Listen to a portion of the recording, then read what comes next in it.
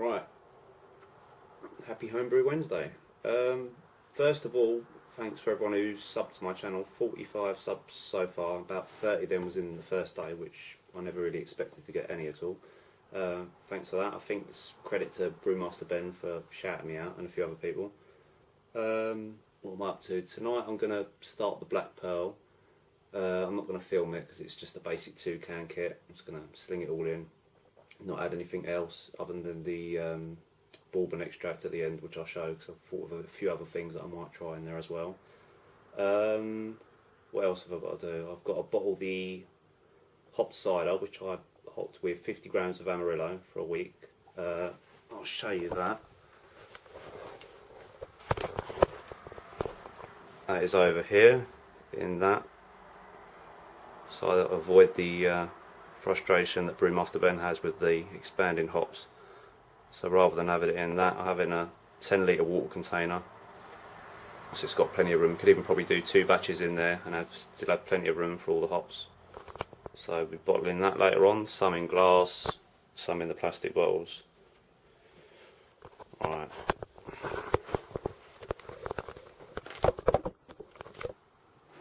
Also, much like Hamworth Homebrew, I also managed to get in on the very cheap Young's kit. I was on holiday at the time, so I couldn't get as many as I wanted to, and I could only get lagers, which was a bit disappointing because it's not my favourite thing to brew. But I managed to get 3 of them. We also got some wine kits, which were only £2.40 something each. So we got a couple of strawberries and a black cherry. So that's 3 lots of beer, 3 lots of wine, all come to £14.70. Can't really get any better than that, really. The Young's kits I've done plenty of times before. They're okay. I'm not a great lover of wine, but everyone who comes around and drinks it says it's fine. It's no worse than any kind of shop bought wine for the price it is, and for £2 for 6 bottles, you can't go wrong. What else? There's one more thing. The Pale Ale kit that I'm going to do, almost a copy of what Darren did with the steeping of the crystal malt and adding the hops to the boil. A lot of people have told me that using Columbus hops and boiling 15 minutes will add an awful lot of bitterness to it and make the brew probably too bitter or undrinkable. And a lot of people suggested only boiling them for 5 minutes, and that would get a better result, because I was going to boil 40 grams and also dry hop with 40 grams.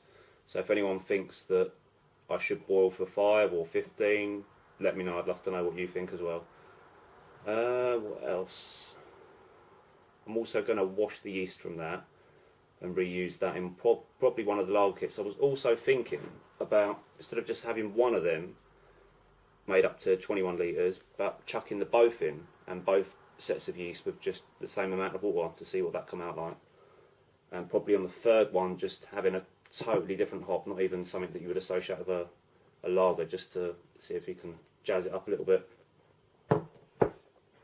Other than that, I'm drinking what was this? This is a Cooper's Australian lager, which I hop with some SARS. It's okay. It's very cloudy because it's been in my car all day, so it's not doesn't show its quality too well. It's okay. I'm not a lover of lagers, if I'm honest, but it's wet, it's cold, and it's refreshing after a hard day's work. I think that's pretty much it. So catch you next week. Thank you.